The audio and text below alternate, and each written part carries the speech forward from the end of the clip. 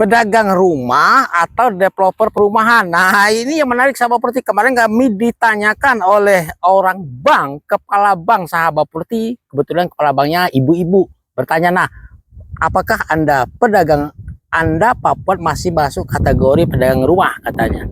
Bukan, saya bilang, saya ini developer. Apa perbedaan developer dengan pedagang rumah? Ini akan kita bahas sahabat Properti. Ini menarik. Anda termasuk kategori yang mana? Oke.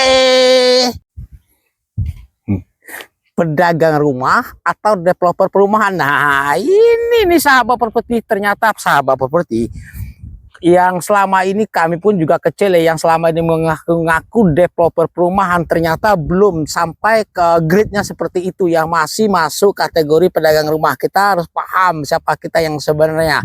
Nah, hal ini yang menarik sahabat Properti. Apa sih perbedaan developer perumahan dengan pedagang rumah?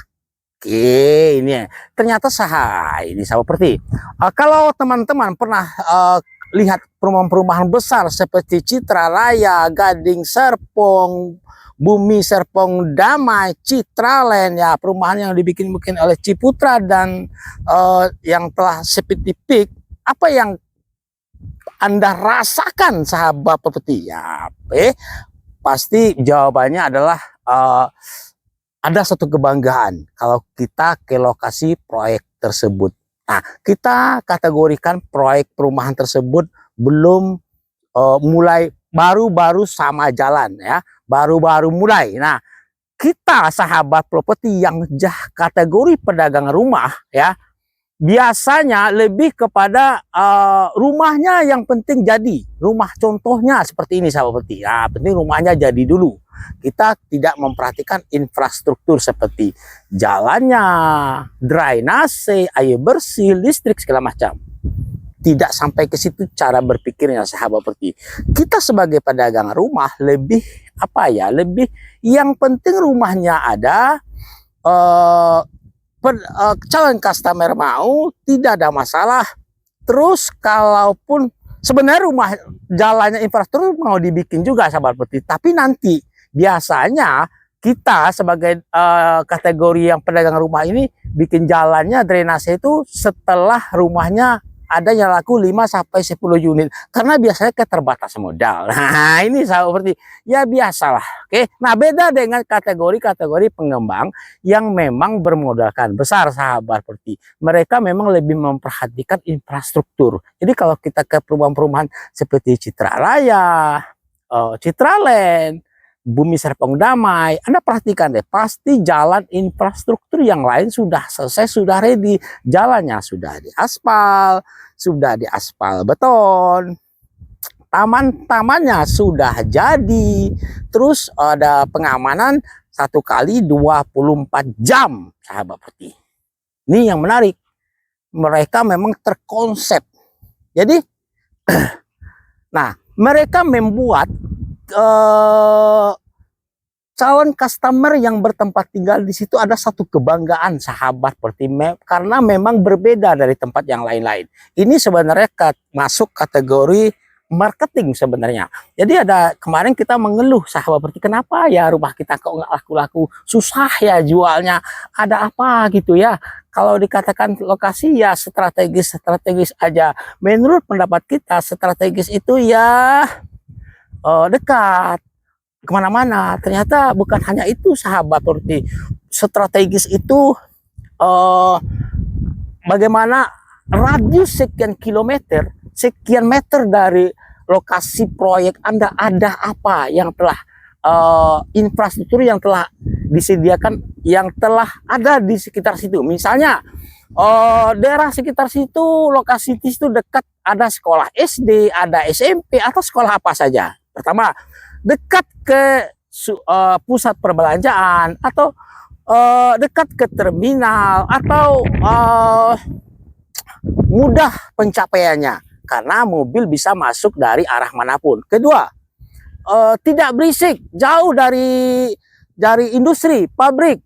Nah, ini termasuk kategori kenyamanan sahabat Properti. Oke.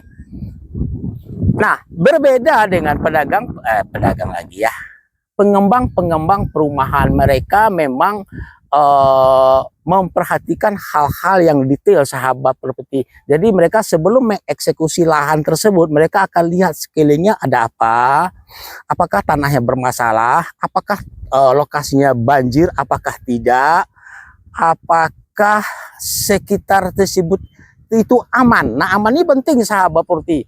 Jangan-jangan di situ sarang rampok, sarang penyamun, dan lokasi tersebut termasuk kategori tempat perampokan misalnya. Nah, itu termasuk tidak nyaman sebenarnya, tidak aman sebenarnya. Nah, makanya biasanya coba Anda perhatikan kalau pada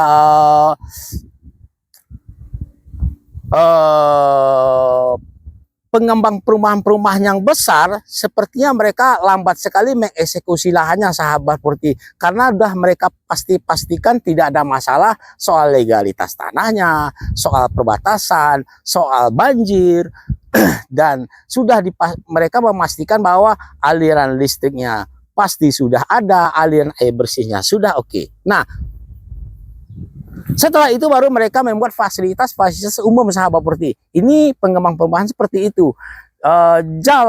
Jalannya sudah diperbaiki, sudah diaspal, sudah dibeton. Terus drainase pun sudah ada sahabat properti.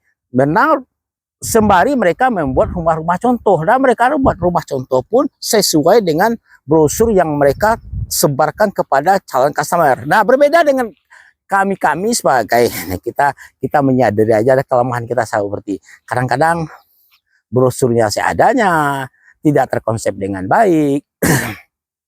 Yang penting jualan sahabat properti, sehingga nanti ada masalah.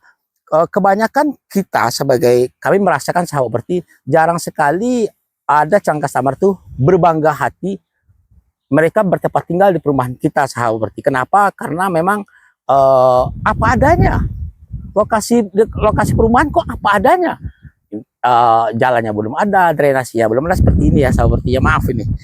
Tapi akan kita perbaiki, akan kita benarin, tapi biasanya nanti setelah pekerjaan 30-40% terjual rumah, karena biasanya keterbatasan dana. Itu bukan hanya saya sendiri, juga biasanya teman-teman developer lain juga mengalami hal seperti itu.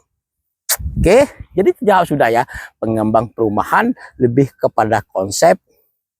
Mereka memang memperhatikan bagaimana calon customer mereka merasa nyaman tinggal di daerah tersebut. Mereka ada sarana prasarana olahraganya. Biasanya juga di sana sudah disiapkan tempat-tempat apa namanya, semacam tempat pusat perbelanjaan mini, ada supermarket, ada Alfamart, ada Indomart.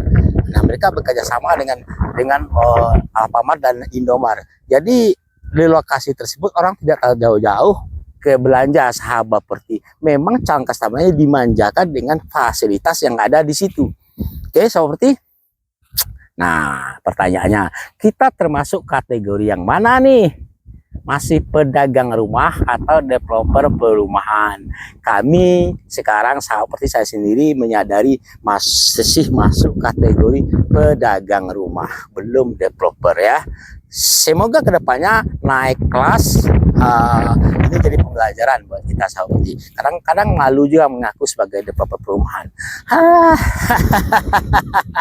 Jadi teman-teman silakan di komen ya. Semoga kita naik kelas menjadi developer benaran. Oke, sahabat properti, salam properti.